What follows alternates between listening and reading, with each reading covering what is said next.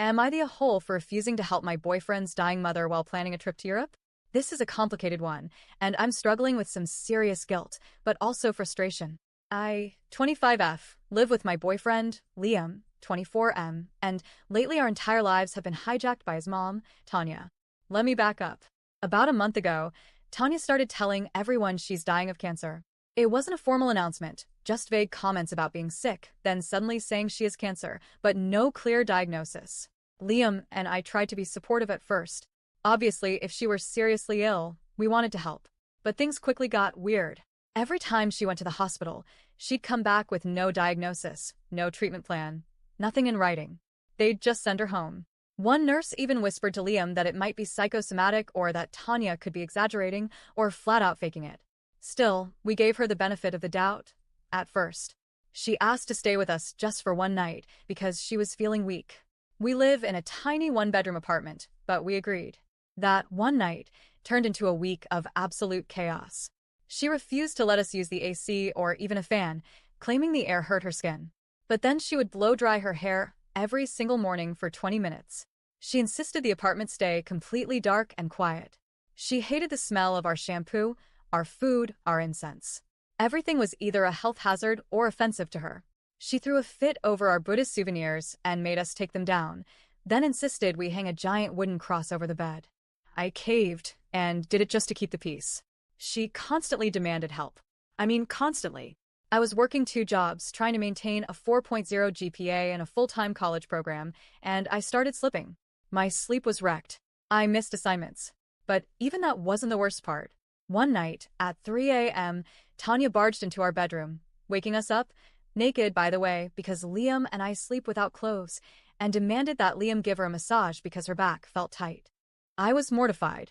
He tried to calm her down and offered to take her to the living room, but she acted like it was his duty to care for her, no matter the time or context. That was the first time I truly started thinking something is not right here. After that week, Tanya went back to her house, and we thought things might get better. They didn't. She started asking us to move in with her, permanently. Her house is an hour away from our jobs and school, and she framed it like it would be better for everyone. That way, she said, she wouldn't have to keep begging for help. Meanwhile, her health story kept shifting. One week she needed an MRI, then the surgery was cancelled, then chemo was postponed due to some random infection. Then she had E. coli.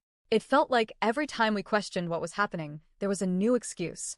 But still, no paperwork. No doctors. Just tears, drama, and demands. Then came the jewelry incident. Her husband, David, funds her lifestyle, but travels a lot for work. She called Liam in a panic while David was gone, saying he was going to steal her jewelry while she was in the hospital. So we drove over there with the intention of helping her get to the ER afterward. Instead, we spent 16 hours at her house cleaning. I folded 420 pieces of clothing. I scrubbed floors, did dishes, vacuumed, reorganized her pantry. She sat there like a queen on a throne while I played unpaid maid. When we finally convinced her to go to the ER at 5 a.m., she insisted we just drop her off, then 3 hours later, called sobbing because she'd been rejected. Honestly, I'm not even sure she went in. It's been taking a huge toll on both Liam and me. We've been skipping meals, fighting more often, and completely losing ourselves to her chaos. Liam's boss has been furious that he switched to remote work without proper approval. My grades dropped for the first time in years. I'm exhausted. Spiritually, mentally, physically. Liam once admitted to me, in a rare moment of honesty, I'm just waiting for her to die so we can finally move to Europe. It hit me hard because he said it like it was inevitable. Like his life, our life, was on pause until this woman exited the picture. On top of everything, Liam has been forced to manage her divorce, attend legal meetings, and prep her funeral plans, all for someone who hasn't even been medically confirmed to be ill. Meanwhile, David, who's been paying her hospital bills and was totally unaware of the drama, flipped out. He sent Liam aggressive messages like, I call bullshit and don't show up at my house no more, then walked it back with a weak apology. A few days ago, Tanya called again. This time, she didn't want Liam, she wanted me. She said David was jealous of Liam and that she'd feel safer if I came instead. I told Liam absolutely not. I had made it clear that I needed that weekend to study for final exams and, honestly, the idea of being alone in that house with her made my skin crawl. Now, I'm planning a 2 to 3 week trip to Europe to see my mom.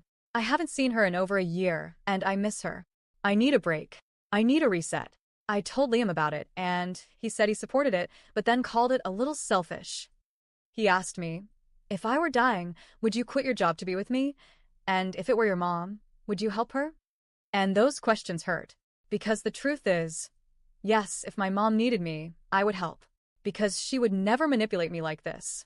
She wouldn't lie or pull me out of school or expect me to be her full-time caretaker while questioning my boundaries and sense of reality. I love Liam. I really do. But this is beginning to poison everything between us. His mother's manipulations, his inability to draw firm boundaries, and the emotional blackmail are drowning our relationship. So now I'm asking you, am I the a-hole for refusing to help Tanya and choosing to go to Europe instead? Because part of me still feels guilty. But a bigger part of me feels like I'm finally standing up for myself.